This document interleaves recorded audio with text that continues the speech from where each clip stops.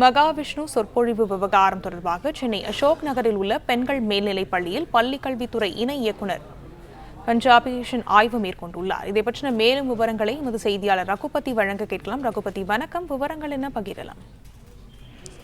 வணக்கம். மகாவிஷ்ணு என்ற நபர் சென்னை அசோக் நகரில் உள்ள பெண்கள் மேல்நிலைப் பள்ளியில் சைதாப்பேட்டையில் உள்ள அரசு இரண்டு பள்ளிகளையும் தன்னம்பிக்கை குறித்து தலைப்பில் பேச இருப்பதாக அவர் ஆன்மீக சொற்பொழிவு ஆற்றி என்ற பெயரில் மூட நம்பிக்கைகளையும் விசத்தனமான கருத்துக்களையும் முன்வைத்திருக்கிறார். போன ஜென்மத்தில் செய்த பாவத்தால் தான் இந்த ஜென்மத்தில் ஏழையாகவும் பார்வையற்றவராகவும் பிறக்கிறார்கள் என்ற விமர்சனக்குரிய விதைகள் பேசியிருக்கிறார். இது தொடர்பாக கூட்டத்தில் எதிர்ப்பு விழுந்தது.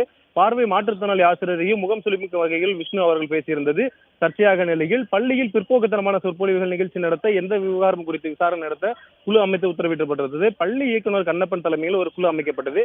மாற்றுத்திறனாளி ஆசிரியர் அமைதி தொடர்பாக போலீசாரும் விசாரணை தொடங்கி இருக்கிறனர். இந்த நிலையில் அசோக் நகர் பள்ளியில் தலைமை ஆசிரியர்களும் ஆதரவாக ஆசிரியர்கள் மாலை 4 மணிக்கு போராட்டம் நடத்தப் போவதாக அறிவிப்பானது வெளியிருந்தது.